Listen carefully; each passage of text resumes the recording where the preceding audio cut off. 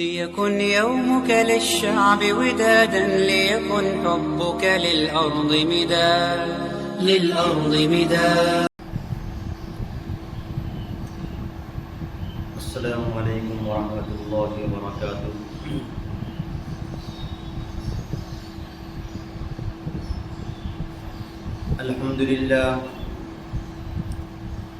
الحمد للہ الذی بیدہ تصریف الاحوال وتخفیف الاثقال، اشہد ان لا الہ الا اللہ وحدہ لا شریک لہ، واشهد ان سيدنا ونبينا وشفيعنا وحبيبنا وسندنا ومولانا محمدا عبده ورسوله صلى الله عليه وعلى آله وأصحابه وأزواجه وذرياته وأهل بيته وأهل طاعته أجمعين إلى يوم الدين.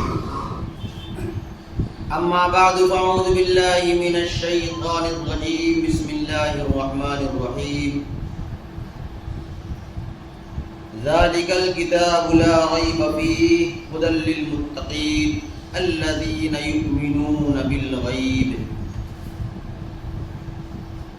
وقال تعالى في موضع آخر: اليوم أكملت لكم دينكم وأتممت عليكم نعمتي ورضيت لكم الإسلام دينا. صدق الله العظيم وصدق رسوله النبي الكريم، ونحن على ذلك لمن الشاهدين والشاكرين، والحمد لله رب العالمين.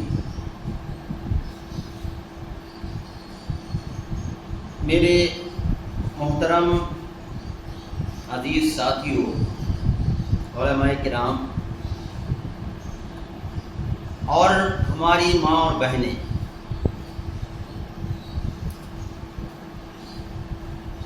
جیسا کہ ہم سب اچھی طرح سے واقف ہیں کہ وہ اسلام جس پر ہم اور آپ چل رہے ہیں اور جس کا کلمہ ہم سبوں نے مل کر پڑھا ہے، اور جس کے اوپر اور جن کی باتوں کے اوپر بغیر دیکھے ہوئے ہم ایمان لا چکے ہیں، وہ دین اسلام اور وہ کلمہ توحید، وہ شریعت محمدیہ ایک ایسی شریعت ہے، ایسا دین اسلام ہے اور ایسا مذہب ہے جو ایک مکمل ہے، جو ایسی شریعت ہے جس کے اندر کمی بیشی کی کوئی گنجائش نہیں رہی، وہ ایک مکمل نظام حیات ہے،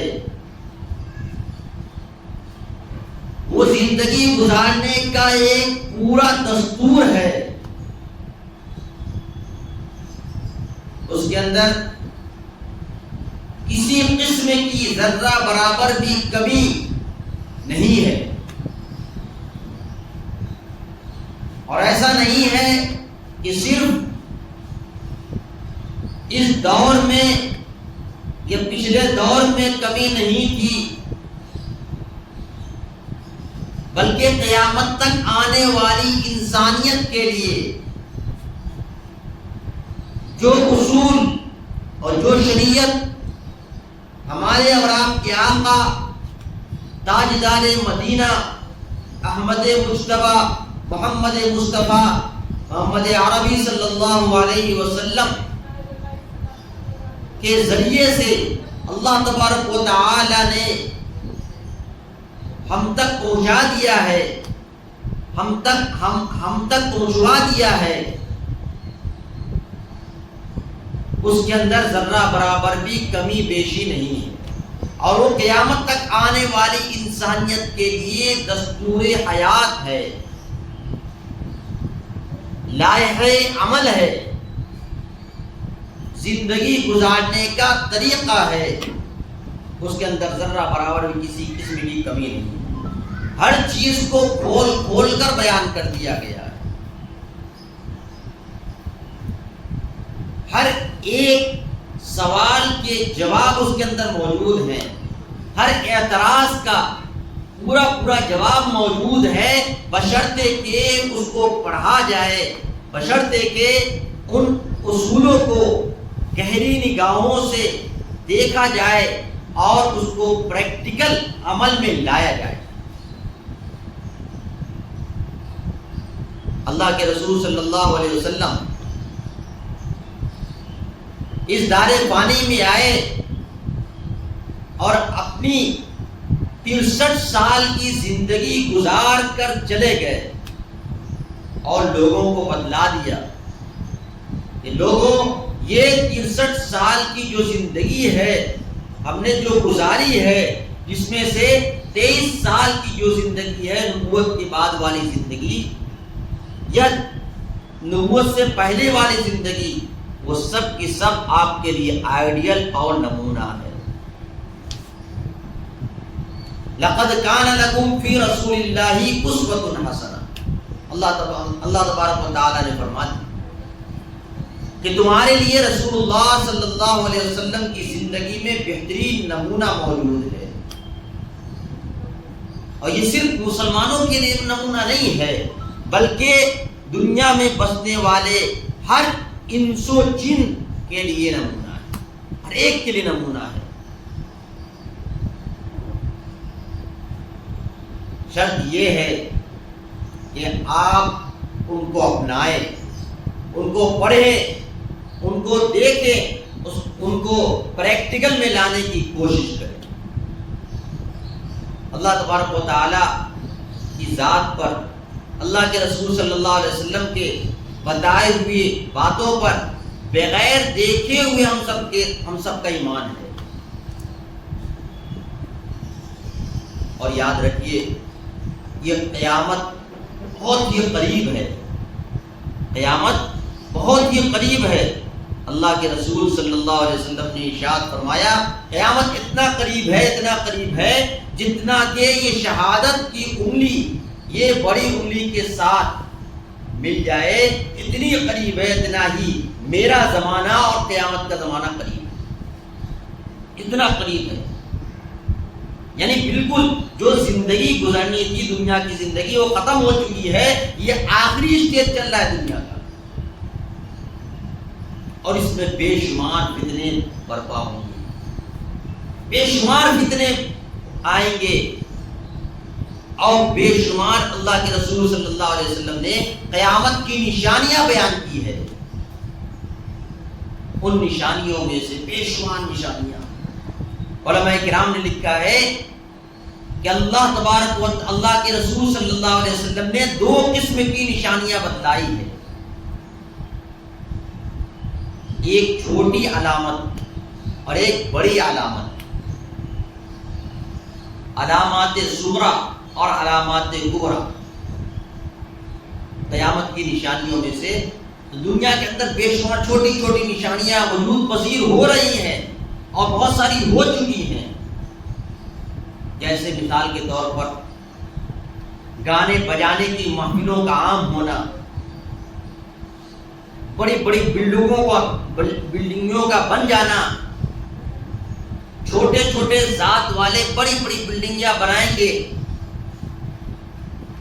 اور اسی طریقے سے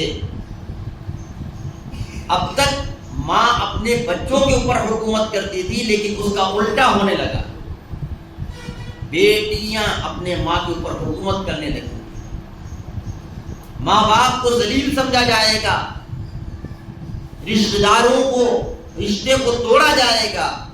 یہ ساری کی ساری نشانیاں ہیں جو وجود پذیر ہو رہی ہیں۔ بے حیائی عام ہو جائے گی، قتل و غارت گری عام ہو جائے گی، انسان کا خون پانی سے زیادہ سستا ہو جائے گا۔ یہ ساری چھوٹی چھوٹی نشانیاں قیامت کی علامات میں سے کتنوں کو گنوایا جائے، اور بڑی نشانیوں میں سے علماء کرام نے لکھا ہے، بڑی بڑی نشانیوں میں سے ایک نشانی دجال کا فتنہ بھی ہے۔ اللہ کے رسول صلی اللہ علیہ وسلم نے ارشاد فرمایا کہ دجال کی باتوں کو کیا کرو، ان کے تذکرہ کیا کرو، تاکہ قیامت تمہیں یاد رہے، اور جب قیامت یاد رہے گی تو پھر دین پر چلنا تمہارے لیے آسان، تم دین کے راستے سے، شریعت کے راستے سے بھٹکو گے نہیں۔ آج ہمارا حال کیا ہے؟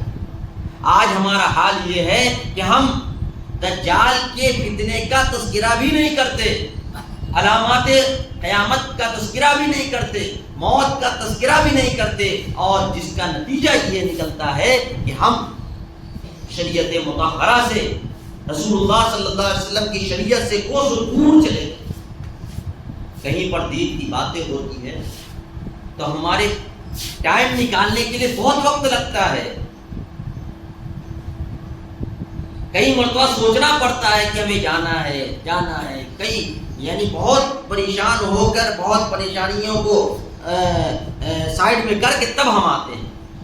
بہت اچھی بات ہے، بہرحال آ جاتے ہیں، لیکن کہنے کا مطلب یہ ہے کہ ایک وقت وہ تھا کہ اللہ کے رسول صلی اللہ علیہ وسلم کی ایک آواز پر لوگ مسجدوں کے اندر جمع ہو جایا کرتے تھے، اور صرف اللہ کے رسول صلی اللہ علیہ وسلم کی آواز پر نہیں، اس کے بعد، اس کے علاوہ بھی ان کے زمانے، خیر القرون کے زمانے کے بعد کا بھی حال یہ تھا کہ ایک زبان، ایک اعلان پر لوگ جمع ہو جایا کرتے تھے دین کے کاموں کو کرنے کے لیے، دین کی باتوں کو سننے کے لیے۔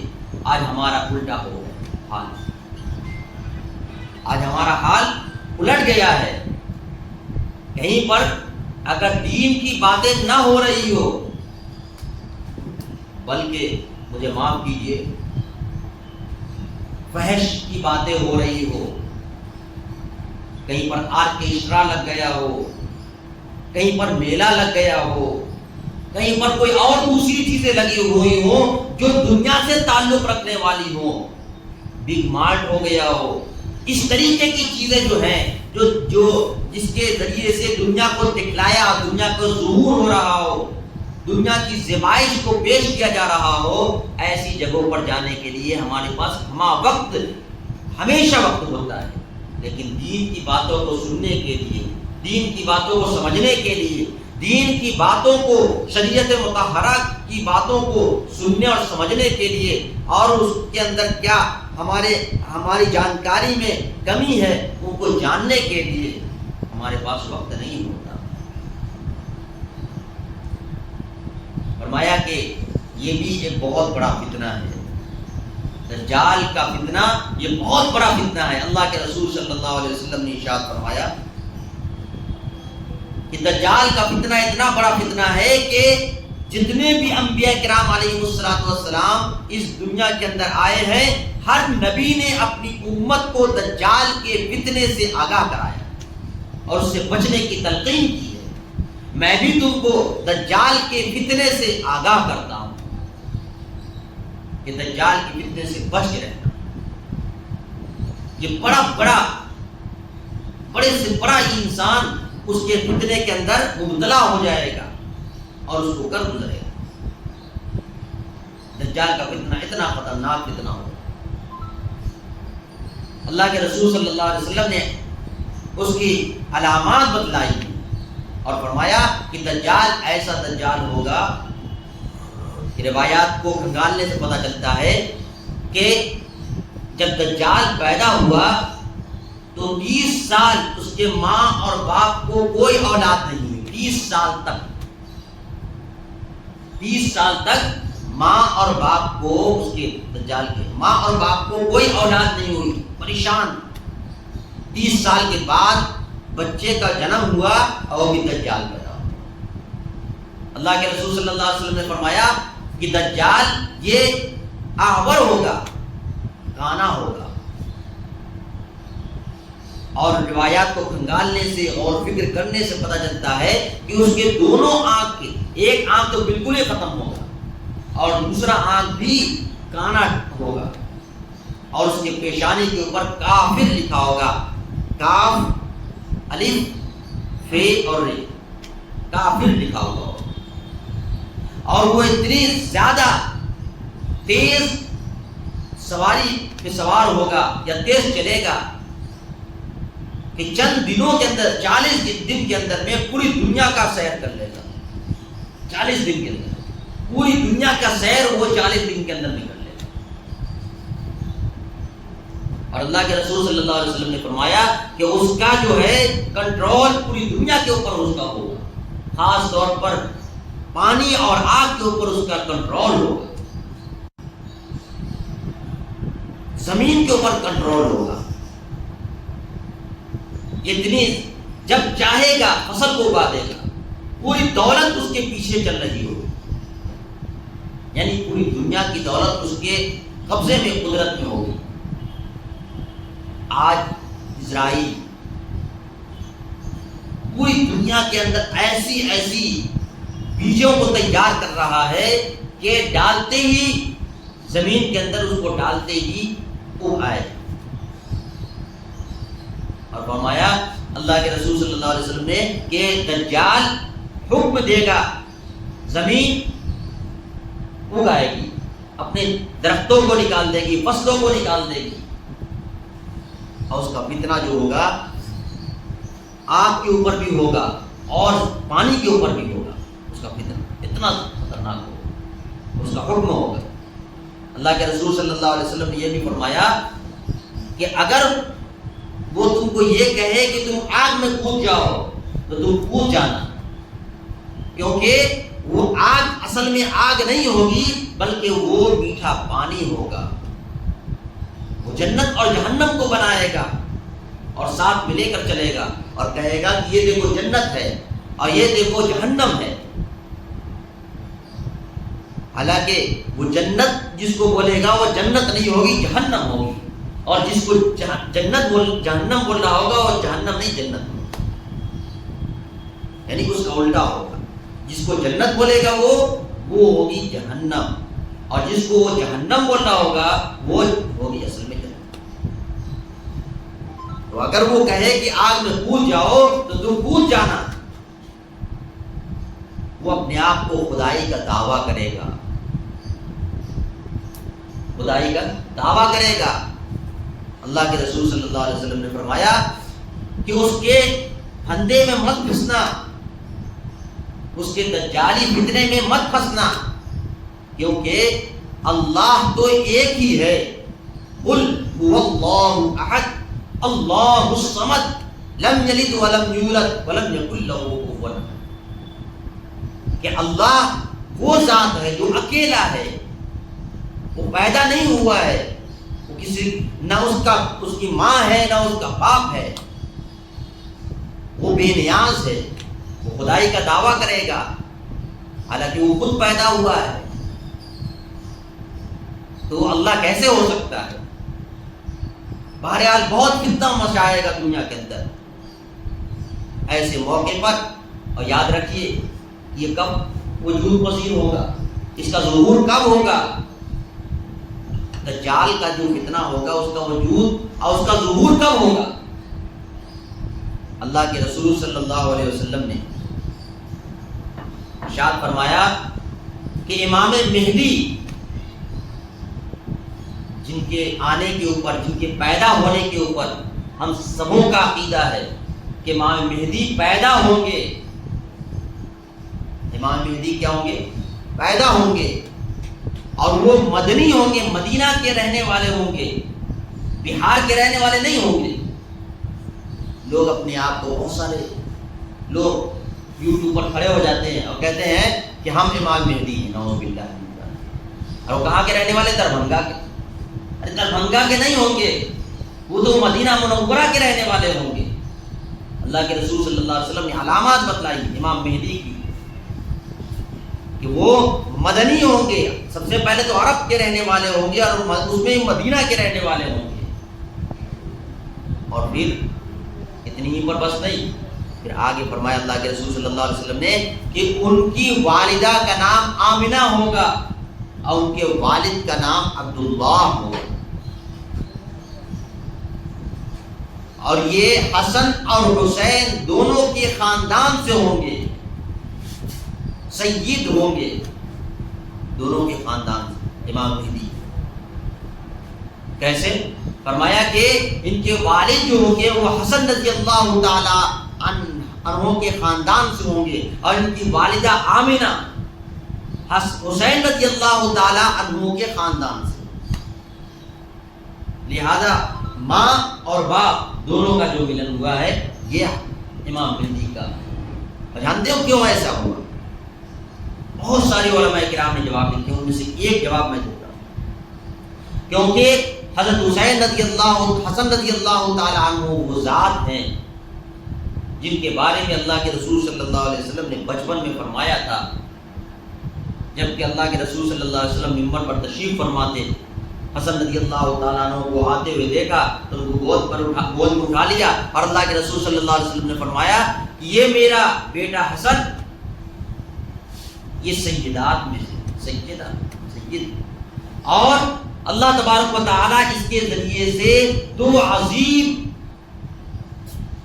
مسلم لشکروں کے درمیان جو آپس میں لڑ رہے ہوں گے ان دونوں کے درمیان یہ اتحاد کروائیں گے، اتحاد کا ذریعہ بنیں گے۔ چنانچہ حضرت امیر معاویہ اور حضرت علی رضی اللہ تعالیٰ عنہ کے درمیان جو جنگ چل رہی تھی اس جنگ کو رکوانے والے اور ان دونوں کے درمیان اتحاد کو پیدا کرنے والے حضرت حسن رضی اللہ تعالیٰ عنہ۔ اللہ تبارک و تعالیٰ کیا نعمت دیں گے؟ اس عظیم بادشاہت تھی، خلافت تھی، اس خلافت کو حسن رضی اللہ تعالیٰ عنہ نے، جو ان کو جو ہے حضرت علی رضی اللہ تعالیٰ عنہ کے بعد ملی تھی، حسن رضی اللہ تعالیٰ عنہ نے ٹھکرا دیا اور کہا کہ نہیں، ہم اتحاد چاہتے ہیں، اور حضرت امیر معاویہ کے حوالے کر اس کے طفیل اللہ تبارک و تعالی حسن رضی اللہ تعالیٰ عنہ کی نسل میں امام مہدی کو ظہور کریں گے، پیدا کریں گے، امام مہدی کو پیدا کریں گے، اور امام مہدی 40 سال کے بعد علماء کرام قطب ابدال ان کو جو ہے پہچانیں گے، اور ان کو ان سے بہرحال ان کے آنے کے بعد اور ان کے ظہور کے بعد بہت ساری جنگیں ہوں گی اور اس میں کامیابی بھی ملے گی۔ پھر جب اس بات کا علم ہوگا امام مہدی کو کہ دجال نکل چکا ہے، دجال ظاہر ہو چکا ہے، تو ایسے موقع پر حضرت امام مہدی بیت المقدس چلے آئیں گے، بیت المقدس تشریف لے آئیں گے، اور وہاں آنے کے بعد ایک موقع وہ آئے گا، ایک وقت وہ آئے گا جبکہ حضرت عیسیٰ علیہ السلام جو اپنے وقت کے ایک نبی گزرے ہیں، حضرت عیسیٰ علیہ السلام فرشتوں کے کاندھے پر ہاتھ رکھ کر بیت المقدس کی مینارے پر اتریں گے، سیڑھی لگا کر پھر وہاں سے نیچے اتریں گے، اور پھر جو ہے نیچے آئیں گے بیت المقدس میں۔ امام مہدی نماز پڑھانے کے لیے آگے بڑھ رہے ہوں گے، وہ پیچھے ہٹیں گے، حضرت عیسیٰ علیہ السلام کو دیکھ کر، حضرت عیسیٰ علیہ السلام کو دیکھ کر کیا کریں گے؟ پیچھے ہٹیں گے کہ آپ نماز پڑھائیے، لیکن حضرت عیسیٰ علیہ السلام کہیں گے کہ نہیں آپ ہی نماز پڑھائیے، آپ ہی اس کے حقدار ہیں۔ چنانچہ امام مہدی امامت کریں گے، نماز پڑھائیں گے، اور حضرت عیسیٰ علیہ السلام پیچھے نماز پڑھیں گے، کیونکہ یہ ابھی حضرت عیسیٰ علیہ السلام نبی بن کر نہیں آئے ہیں، بلکہ نبی تو تھے ہی، لیکن ابھی امت محمدیہ بن کر آئے ہیں، اور پھر آنے کے بعد دجال کا خاتمہ کریں گے، اور مقام لد پر اس کو جا کر قتل کریں گے۔ مقام لد ایئرپورٹ ہے، وہاں پر جا کر اس کو قتل کریں گے، وہاں سے وہ بھاگنے کی کوشش کرے گا دجال۔ پتہ یہ چلا کہ دجال کے فتنے سے ہمیں بچنا ہے، تو ہم کریں کیا؟ ہم کیا کریں جس سے ہم دجال کے فتنے سے بچ جائیں؟ یاد رکھیے، بات چلیے تو میں بتلا دیتا ہوں کہ اللہ کے رسول صلی اللہ علیہ وسلم کی احادیث میں غور و فکر کرنے سے پتہ چلتا ہے کہ اگر کوئی شخص فجر کے وقت، فجر کے بعد، صبح کے وقت سورہ یاسین پڑھ لے تو شام تک اللہ تبارک و تعالیٰ اس کے کام کو بنا دیتا ہے. جتنے کام ہیں اللہ تبارک و تعالیٰ اس کے کام کو بناتا چلا جاتا ہے. اگر کوئی شخص مغرب کے بعد سورہ واقعہ کو پڑھ لیا کرے ہر دن تو اللہ تبارک و تعالیٰ پیسے کی بارش کروانا شروع کر دیتا ہے. اور جو قرض ہوتے ہیں اللہ تبارک و تعالیٰ اس قرض کو معاف کرواتا چلا جاتا ہے. معاف کروانے کا مطلب ہے کہ ادا ہوتا چلا جاتا ہے. اور اگر کوئی شخص سورہ ملک کو پڑھ لیتا ہے عشاء کے بعد تو قبر کے عذاب سے اللہ تبارک و تعالیٰ اس کی حفاظت کر لیتا ہے. اور کوئی شخص جمعہ کے دن سورہ کہف پڑھ لیتا ہے اللہ تبارک و تعالیٰ اگلے جمعہ تک اس کے دجال کے فتنے سے اس کی حفاظت کرتا ہے. اگر اس دوران دجال نکل آئے اس کا ظہور ہو جائے اللہ تبارک و تعالیٰ اس کی حفاظت کرے گا. ایک بات اور یاد رکھیے، کوئی آدمی سوچے گا کہ اتنا لمبا سورہ کہف ہے، ہم تو حافظ ہے نہیں. جو لوگ حافظ ہیں، حافظ صاحب ہیں اور دوسرے جو لوگ حافظ ہیں ان کے لیے تو آسان ہے پڑھنا اور پڑھ بھی لیتے ہیں. لیکن جو حافظ نہیں ہے، حافظہ نہیں ہے، وہ کیسے پڑھیں گے؟ کیسے پڑھیں گے؟ اتنا لمبا پڑھنا تھوڑا مشکل ہو جاتا ہے. تو اس کا جواب یہ ہے، علماء نے احادیث کے اندر دیا گیا. دوسری حدیث کے اندر اللہ کے رسول صلی اللہ علیہ وسلم نے فرمایا کہ اگر کوئی شخص پورا سورہ کہف نہ پڑھ سکتا ہو تو کم سے کم شروع کی کا ایک رکوع اور آخر کا ایک رکوع پڑھ لے.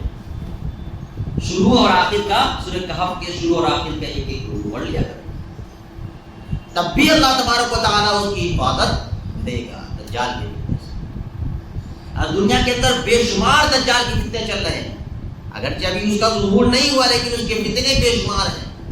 ان فتنوں سے اگر ہمیں بچنا ہے تو ہماری ذمہ داری ہے کہ ہم ضرور بھی ضرور اپنے آپ کی حفاظت کے لیے، اپنی حفاظت کے لیے اور دجال کے فتنے سے بچنے کے لیے ہم ایک کام تو ضرور کر لیں، اور وہ یہ کہ سورہ کہف پڑھ لیا کرے جمعہ میں، تاکہ دجال کے فتنے سے ہم محفوظ رہ سکیں.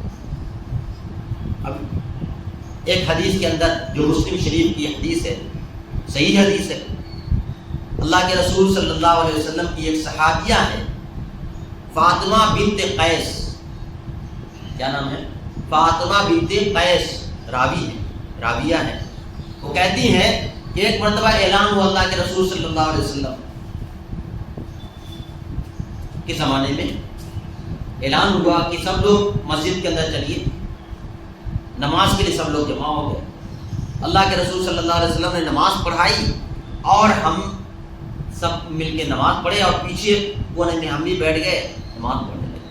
یاد رکھیے اللہ کے رسول صلی اللہ علیہ وسلم کے زمانے میں عورتیں مسجدوں کے اندر جا کر نماز پڑھا کرتی تھی. حضرت ابوبکر صدیق رضی اللہ تعالیٰ عنہ کے زمانے میں بھی چلا، لیکن حضرت عمر بن خطاب رضی اللہ تعالیٰ عنہ کے زمانے میں بھی کچھ دنوں تک چلا، لیکن انہوں نے منع کر فرما دیا، کیونکہ کہا کہ عورتیں اپنے اپنے گھروں کے اندر نماز پڑھا کریں، یہ ان کے لیے زیادہ بہتر ہے بنسبت یہ کہ مسجدوں کے اندر، اس لیے کہ فتنہ عام ہو رہا ہے. جب اس وقت اتنا زیادہ فتنہ جس کو حضرت عمر رضی اللہ تعالی عنہ نے بھانپ لیا تھا، تو پھر آج تو بہت زیادہ فتنہ، اس سے بچنے کی آج تو بہت اشد ضرورت ہے. بہرحال میں یہ اس وجہ سے بتلا دیا کہ تاکہ غلط فہمی نہ ہو. کہتی ہے کہ اللہ کے رسول صلی اللہ علیہ وسلم نے نماز کے اختتام کے بعد، دعا کے بعد، اللہ کے رسول صلی اللہ علیہ وسلم نے ارشاد فرمایا لوگوں اپنی اپنی جگہوں پر بیٹھ جائیں، جو جہاں پر ہے وہاں بیٹھ جائیں. چنانچہ بیٹھ گئے. بیٹھنے کے بعد اللہ کے رسول صلی اللہ علیہ وسلم نے فرمایا کہ آپ فلاں صحابی کو جن کا نام تمیم داری ہے جانتے ہوں گے. پہلے وہ عیسائی تھے، کرسچن تھے، لیکن پھر بعد میں وہ ایمان لے آئے، ہمارے کلمے کو قبول کیا، پڑھا اور اس کے اوپر ایمان لے آئے. انہوں نے ایک اپنا واقعہ سنایا ہے. میں چاہتا ہوں کہ اس واقعے کو آپ کے سامنے پیش کروں. پھر اللہ کے رسول صلی اللہ علیہ وسلم نے فرمایا کہ یاد رکھو میں یہ چیز تم کو پہلے بتلا چکا ہوں، میں پہلے تم کو یہ چیزیں بتلا چکا ہوں، لیکن چونکہ ان کا واقعہ ہے اس لیے میں تم کو سنا رہا ہوں کہ ان کے ساتھ یہ پیش آیا ہوا واقعہ. تمیم داری صحابی رسول، ان کے ساتھ پیش آنے والا واقعہ میں آپ کو بتا رہا ہوں. چنانچہ اللہ کے رسول صلی اللہ علیہ وسلم نے بیان کرنا شروع کیا اور فرمایا کہ تمیم داری کہتے ہیں کہ میں ایک مرتبہ اس وقت جب کہ میں اسلام دھرم کو قبول نہیں کیا، کرسچن تھا، عیسائی، اپنے ساتھیوں کے ساتھ نکل پڑا جہاز والے سفر پر نکلا، اور تلاطم نے، سمندر کے تلاطم نے اور سمندر کے جھونکوں نے ایسا غرق کیا ہم کو، اتنا پریشان کیا کہ ہم اسی کے اندر پھنس کر رہ گئے. کدھر جائے ہم کو سمجھ میں نہیں آ رہا تھا، جہاز چلانے والے کو بھی نہیں پتہ چل رہا تھا کیسے جائے، کیسے کدھر کو گھمائے، ہم کو سمجھ میں نہیں آ رہا. آخر یہ ہوا کہ چلتے چلتے چلتے چلتے ایک کنارے پر لے جا کر چھوڑ دیا، ایک ٹاپو پر. وہاں پر رکنے کے بعد، وہاں اترنے کے بعد ہم تلاش کرنے لگے، کچھ دیکھے کہاں کون آدمی ہے، کیا ہے. چلتے چلتے ایک جگہ پر پہنچے تو ایک ایسا جانور ملا، ایسے جانور سے ملاقات ہوئی کہ جس کا اتنے زیادہ اس کے جسم کے اوپر بال تھے، اور پورے جسم اور پورے شریر کے اوپر اتنے زیادہ بال تھے کہ اس کا اگلا حصہ اور اس کا پچھلا حصہ پتہ نہیں چل رہا، بیک سائڈ کون سا ہے اور فرنٹ سائڈ کون سا پتہ نہیں چل رہا تھا، سب برابر. بہرحال وہ اپنے بالوں کو ہٹا کر ہم سے بات کیا، کہنے لگا تم لوگ کون ہو، کہاں سے آ گئے یہاں پہ. انہوں نے کہا کہ ہم تو طوفان میں پھنس گئے تھے تو ہم آ گئے یہاں پر. تم کون ہو، کیا ہو، تم اپنا بتاؤ. کہنے لگا کہ میں جاسوس ہوں.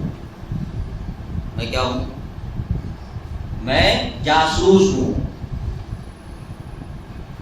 پھر وہ ہم سبوں کو لے کر چلا گیا گرجا نما گھر کے اندر. عیسائیوں کا گرجا ہو رہا ہے، گرجا نما گھر کے اندر لے کے گیا، بہت بڑا. اندر جانے کے بعد ایک ایسے شخص سے ہماری ملاقات ہوئی، اور ایسے لحیم شلیم اور مضبوط طاقتور اور عجیب قسم کا آدمی. کہنے لگے کہ ملاقات ہوئی، دیکھ کر ہم تو ڈر گئے، یعنی کون ہے یہ. اور اس کی حالت یہ تھی کہ اس کے ہاتھ اور پیر پورے زنجیر میں جکڑے ہوئے تھے.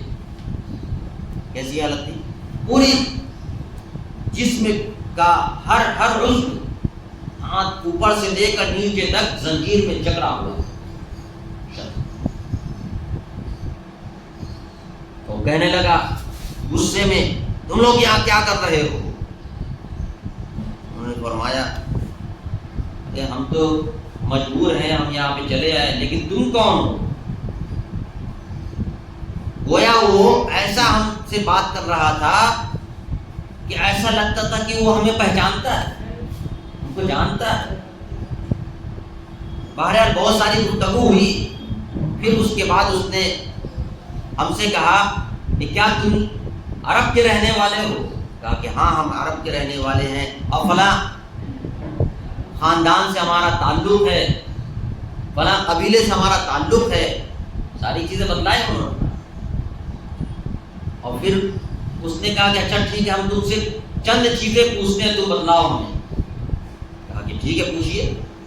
کہنے لگا کہ کیا وہاں پر ایسے باغیچے ہیں؟ باغیچے کا نام بتلایا، فلاں فلاں باغیچہ ہے. کہا کہ ہاں ابھی ہے، اور اس کے اندر پھل وغیرہ ساری چیزیں ہوتی ہے. کہنے لگا کہ وہ باغیچہ قریب ختم ہو جائے گا، عنقریب کیا ہو جائے گا؟ ختم ہو جائے گا، یعنی سوکھ جائے گا۔ پھر کہنے لگا، ایک سمندر کا تذکرہ کرتے ہوئے اس سمندر کے بارے میں کہنے لگا کہ وہ سمندر کیا ابھی جاری ہے، ساری ہے، چل رہا ہے؟ بحر طبریہ جس کا نام، بحر طبریہ کیا وہ جاری ہے، چل رہا ہے؟ کہا کہ ہاں بحر طبریہ چل رہا ہے، جاری ہے، اس کا پانی بہ رہا ہے، اس سے لوگ مستفید ہو رہے ہیں۔ اس نے کہا کہ عنقریب ایسا وقت آئے گا کہ اس کا پانی سوکھ جائے گا۔ پھر کہنے لگا کہ ایک اور چشمے کا نام لے کر کہ اس چشمے کے بارے میں بتلاؤ، کیا اس سے لوگ پانی پی رہے ہیں، اس سے کھیتوں کو سیراب کر رہے ہیں؟ کہا کہ ہاں، تو عنقریب وہ بھی سوکھ جائے گا۔ پھر کہنے لگا کہ کیا وہاں کوئی عرب کے اندر کیا کوئی نبی آیا ہے، نبوت کا دعویٰ کرنے والا آیا؟ کہا کہ ہاں نبی امی آئے ہیں، نبی امی کا تذکرہ، اور وہ مکہ میں پیدا ہوئے لیکن ابھی وہ مدینہ میں ہجرت کر کے آ گئے ہیں۔ ان کے قوم کے ساتھ کیا ہوا، ان کا معاملہ کیا پوچھ رہا ہے؟ ان کے قوم کے ساتھ ان کا کیا معاملہ ہوا؟ انہوں نے کہا، تمیم داری کہتے ہیں کہ ہاں ان کے قوم کے ساتھ بہت زیادہ معاملہ ہوا، کبھی ایسا ہوا، کبھی جنگ بدر ہے، کبھی جنگ احد ہے، کبھی کچھ ہے، کبھی کچھ، اس طرح کا معاملہ ہوتا رہا۔ فتح یابی کس کو نصیب ہوئی؟ کہنے لگے کہ ہاں انہی کو نصیب ہوئی، حضرت محمد صلی اللہ علیہ وسلم۔ کون سی جگہ پر ابھی مقیم ہے؟ تو کہنے لگے کہ وہ ابھی جس جگہ پر مقیم ہے اس کا نام ہے یثرب، اور اس کو مدینہ کہا جاتا ہے اب۔ پھر پوچھنے لگا کہ کیا ان کی قوم نے ان کی باتوں کو مان لیا کہ نہیں مانا؟ کہا کہ ہاں اب لوگوں نے ان کی بات کو مان لیا، بہت سارے لوگ ان کی باتوں کو ماننے لگے۔ کہنے لگا کہ ہاں ان کے پاس اور کوئی آپشن ہی نہیں ہے، ان کو ماننا ہی چاہیے۔ تمیم داری کہنے لگے، پوچھنے لگے کہ ارے صرف ہم سے ہی پوچھ رہے ہو، تم اپنے بارے میں کچھ تذکرہ نہیں کر رہے ہو، تم کون ہو، کیا ہو؟ صرف ہم سے ہی پوچھتے ہو کہ ہمارے بارے میں یا ہمارے جہاں ہم رہتے وہاں کے بارے میں تذکرہ کر رہے ہو، پوچھ رہے ہو، بس تم اپنا بھی کچھ بتاؤ۔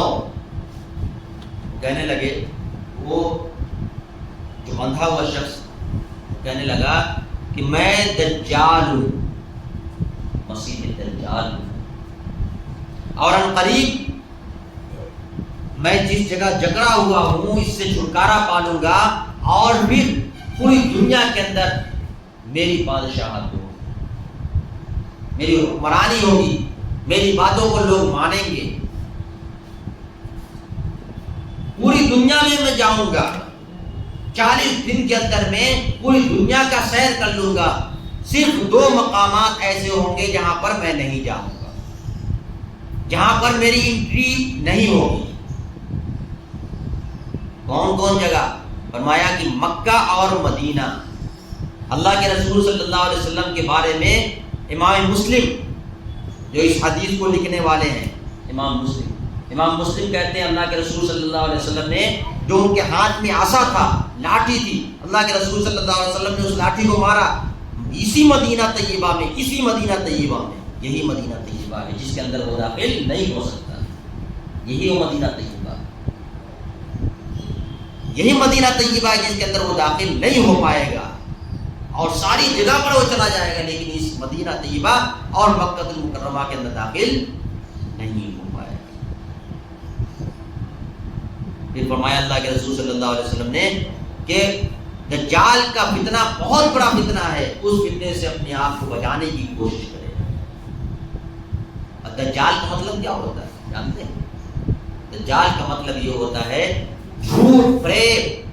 آج تو دنیا کے اندر جھوٹ اور فریب بہت زیادہ عام ہے، بتلانے کی ضرورت نہیں ہے۔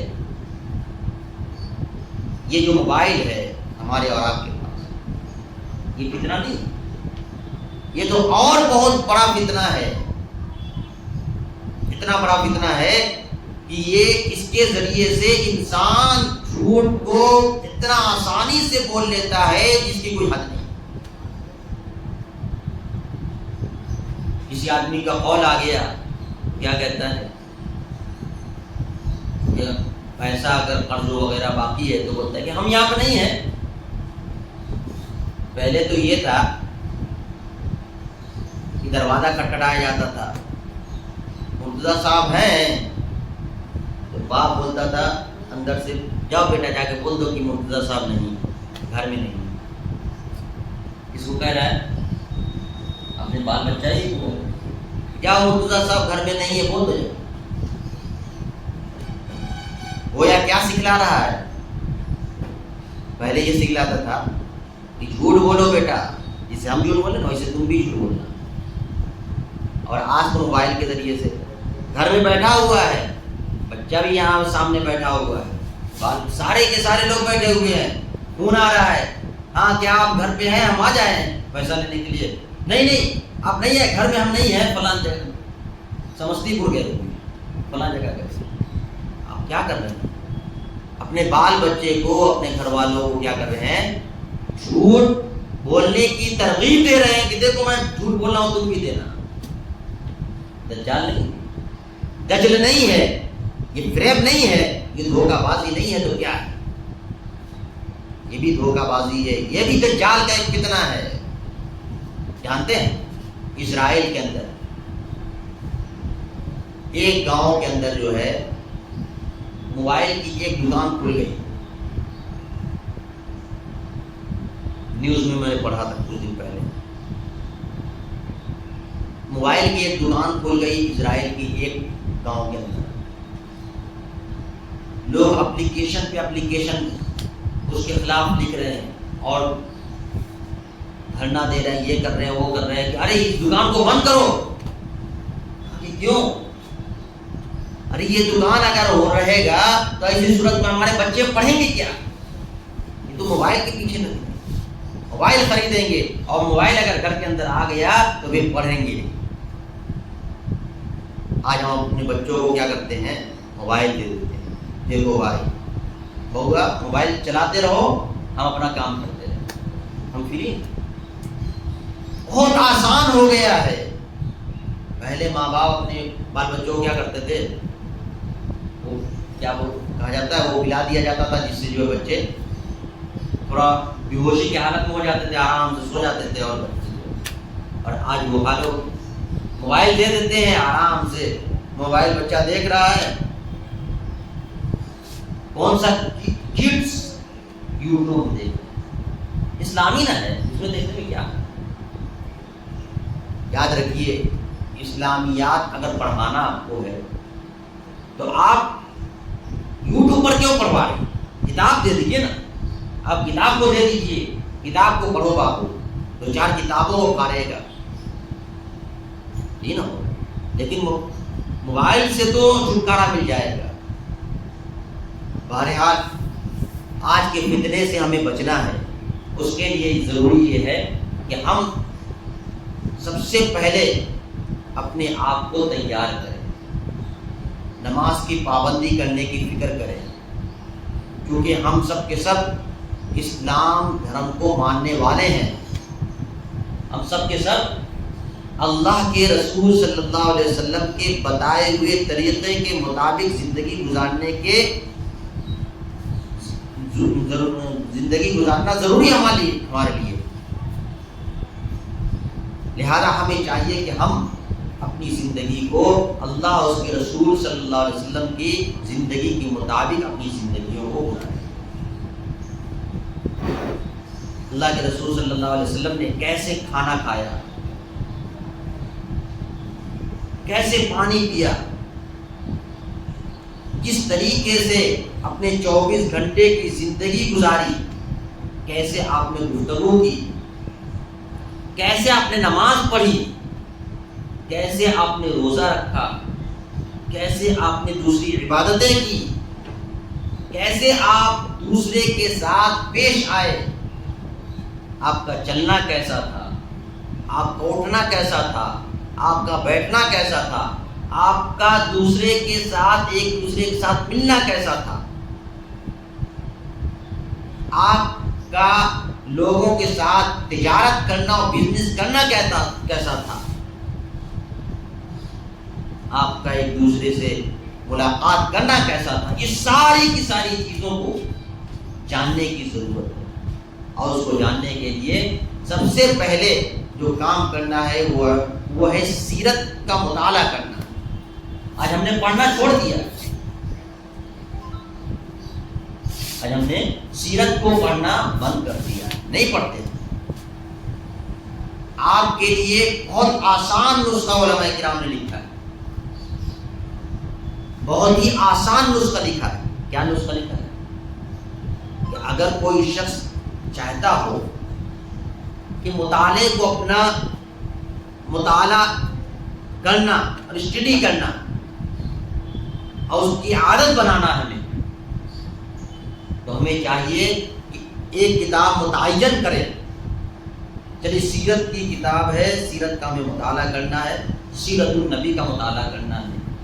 سب سے پہلے آپ کسی عالم دین سے رجوع کریں، یا جو بھی جانکار لوگ ہیں ان سے رجوع کریں، اور آپ جو ہے کتاب کو ان سے منگوائیں، یا آپ ان سے جو ہے کہیں کہ کون سی کتاب ہمارے لیے پڑھنے کے لیے سیرت کے موضوع پر زیادہ بہتر ہے، یا دجال کے فتنے کے موضوع پر پڑھنے کے لیے ہمارے زیادہ بہتر ہے، یا دنیاوی جانکاری کے لیے کون سی کتاب بہتر ہے، اس کو آپ منگوائیں۔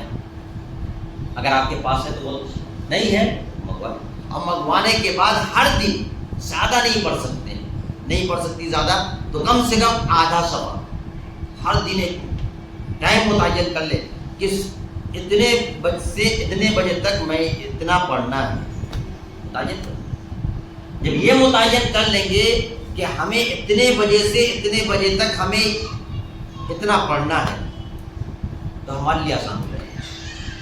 چلیے وقت متعین نہیں ہو سکتا، اس لیے کہ کام ہے، کبھی بھی انسان جو ہے کام میں پھنس سکتا ہے، تو آپ صفحہ متعین کر لیجیے، ایک صفحہ، آدھا صفحہ، پون صفحہ، 2 صفحہ، 5 صفحہ، جتنا بھی ہو سکے کہ ہم کو اتنا ہمیں پڑھنا ہے، متعین کریں، اور اسی کے مطابق اپنا جو ہے مطالعہ جاری کریں۔ دن بھر میں ہم کسی وقت بھی ہم پڑھ لیں گے، اگر صبح ہی کے وقت ٹائم ملا ہم صبح کے وقت پڑھ لیں، نہیں ٹائم مل سکا دوپہر میں پڑھ لی، دوپہر میں ٹائم نہیں ملا سونے سے پہلے ہم اس کو اتنا مطالعہ کر لیں۔ اپنے ساتھی کا ایک ہمارا ساتھی تھا پڑھنے کے زمانے میں، اور علم والا تھا بیچارہ، حالانکہ دل ساتھی میں پڑھتے ہیں، لیکن پڑھنے میں اتنا زیادہ تیز ہے، اتنا زیادہ تیز جس کی کوئی ہو۔ کبھی استاد پڑھانے کے لیے بیٹھے تو پڑھاتے پڑھاتے فوراً وہ ٹوک دیتا کہ حضرت یہ جو یہ بات آپ نے بتلائی، اس کے اندر یہ اشکال پیدا ہو رہا ہے، آپ بتلائیے۔ ہم لوگ حیران رہتے تھے کہ یہ اتنا انٹیلیجنٹ کیسے ہو گیا، اتنا تیز کیسے ہو گیا، اور یہ اس طرح کا سوال کیسے کر لیتا ہے۔ تو پتہ یہ چلا، گزرے پر بتایا اس نے کہ دیکھو ہم جب سونے کے وقت جاتے ہیں نا، ہمارے سرہانے پر، یہ سر کے رکھنے کی جگہ سرہانہ پر، سرہانے پر ہمیشہ 3 قسم کی کتابیں ہوتی ہیں، 3 قسم کی کتابیں ہمیشہ ہوتی ہیں، ایک انگریزی کی کتاب، ایک اردو کی کتاب اور ایک عربی کی کتاب۔ یہ 3 قسم کی کتاب ہمارے سرہانے پر ہمیشہ رہتی ہے، اور اس وقت تک میں نہیں سوتا ہوں جب تک کہ اس میں سے 10 صفحہ مطالعہ نہ کروں، ہر کتاب میں سے 10 صفحہ جب تک مطالعہ نہ کروں تب تک نہیں سوتا ہوں۔ یہ پڑھائی جو کتابیں پڑھائی جا رہی ہے، جو اسٹڈی کے اندر ہے، اس کے علاوہ کتابیں ہی ہیں. جو نصاب کی جو کتابیں ہیں اس کتاب کے علاوہ اس کو تو پڑھنا ہی ہے. ان کتابوں کے علاوہ دوسری کتابیں انگریزی میں اور اردو میں اور عربی میں، اس کا مطالعہ کیے بغیر 10 صفحہ مطالعہ کیے بغیر نہیں ہوتا. میں یہ عرض کر رہا تھا کہ مطالعہ بہت ضروری ہے. آج کے دور میں جس کے پاس ایجوکیشن ہے، جس کے پاس مطالعہ زیادہ ہے، وہ سب سے اونچا ہے، اور وہی ہر جگہ کامیاب ہے. اگر علم نہیں ہے تو آپ کیسے کوئی کام کر سکتے ہیں؟ نہیں کر سکتے. جیسے مثال کے طور پر آپ کو اس کا علم نہیں ہے کہ اللہ کے رسول صلی اللہ علیہ وسلم جب پانی پیا کرتے تھے تو کیسے پیتے تھے، کیا طریقہ تھا. اب آپ کے پاس علم ہی نہیں ہے، جانکاری ہی نہیں ہے، تو کیسے آپ اللہ کے رسول صلی اللہ علیہ وسلم کے اس پانی پینے کے طریقے کو اپنائیں گے؟ بتائیں. نہیں نا، علم جانکاری ہی نہیں. ہاں آپ کو جانکاری ہوگی کہ نہیں اللہ کے رسول صلی اللہ علیہ وسلم پانی جب پیا کرتے تھے تو دائنے ہاتھ میں پکڑ کر پیتے، 3 گھونٹ میں پیتے تھے، بسم اللہ کر کے پیتے تھے، اور پانی پینے کے بعد دعا پڑھتے تھے. یہ سب چیزیں ہم کو معلوم ہوگی تبھی نا ہم اس کے اوپر عمل کر سکیں گے. اب جب معلوم ہی نہیں ہے تو ہم عمل کیسے کریں؟ یہ کہا جاتا ہے کہ جانکاری بہت ضروری ہے، علم کا ہونا بہت ضروری ہے. ایک واقعہ بتلاتا ہوں. حضرت اشرف علی تھانوی رحمۃ اللہ علیہ بہت بڑے اپنے وقت کے عالم دین کی اور بزرگان دین کی، بہت بڑے بزرگ. کہتے ہیں ایک مرتبہ ان کو اتنا پڑھنے کا شوق تھا، اور صرف پڑھنے کا نہیں، لکھنے کا بھی شوق تھا. اتنا پڑھنے اور لکھنے کا شوق تھا کہ تقریباً انہوں نے اپنے ہاتھوں سے 1200 کتابیں لکھی. کتنی؟ 1200 کتابیں اپنے ہاتھوں سے لکھی انہوں نے، تقریباً کم ہو گئی. کہتے ہیں کہ ایک مرتبہ کوئی اللہ والے ان کے گھر پر پہنچ گئے،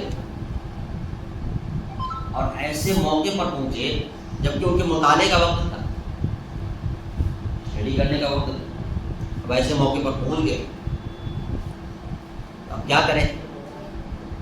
ان کے اساتذہ میں سے کوئی تھے، تو انہوں نے جو ہے صرف کچھ سطریں پڑھی اور پڑھ کر چلے گئے. جا کے ملاقات کی اور ساری چیزیں. ایک اور ہاں، ایک لیڈیز ہیں، ایک خواتین میں ایک آئی ہیں جو کچھ بات کرنا چاہتی ہیں. بہرحال تو انہوں نے، میں یہ عرض کر رہا تھا کہ تھوڑا سا انہوں نے پڑھا اور پڑھنے کے بعد بات ختم کر دی، اور اس کے بعد جو ہے مطالعہ کوئی میں اسٹاپ کیا اور اپنے جو مہمان آئے ہوئے تھے ان سے ملاقات. میں یہ عرض کرنا چاہ رہا ہوں کہ دیکھیے کس طریقے سے انہوں نے ناغہ نہیں کیا، اسٹڈی تو کیا، اسٹڈی کو ناغہ نہیں کیا، اور جو مطالعہ کرنا تھا اس کو ناغہ نہیں کیا، بلکہ تھوڑا سا پڑھ لیا اور تھوڑا سا پڑھنے کے بعد پھر اپنے کام پہ لگ گیا. ٹائم نہیں تھا تو تھوڑا ہی سا پڑھ کے اس کام پہ لگا دیا. تو کہنے کا مطلب اور مقصد یہ ہے کہ آج جو کچھ بیان کیا گیا اس کا لب لباب اور خلاصہ یہ رہا کہ سب سے پہلے یہ کہ ہم دجال کے فتنے سے اپنے آپ کو بچائیں، اور دوسری چیز یہ کہ جو چیزیں بتلائی گئی ہیں، مثال کے طور پر سورہ کہف پڑھنے کا جو معمول بتلایا گیا کہ جمعہ کے دن جتنا ہو سکے، اگر ہو سکے تو پورا سورہ کہف پڑھیے، پورا نہ ہو سکے تو کم سے کم ایک ہی رکوع پڑھ لیا کیجیے، تاکہ دجال کے فتنے سے جو ابھی بھی چل رہا ہے، دجال کا ظہور نہیں ہوا لیکن اس کا فتنہ ابھی بھی چل رہا ہے، ان فتنوں سے اپنے آپ کو بچایا جا سکے، اپنے گھر والوں کو بچایا جا سکے۔ اللہ تعالیٰ ہم سبوں کو کہنے سننے زیادہ عمل کرنے کی توفیق عطا فرمائے۔ وآخر دعوانا الحمد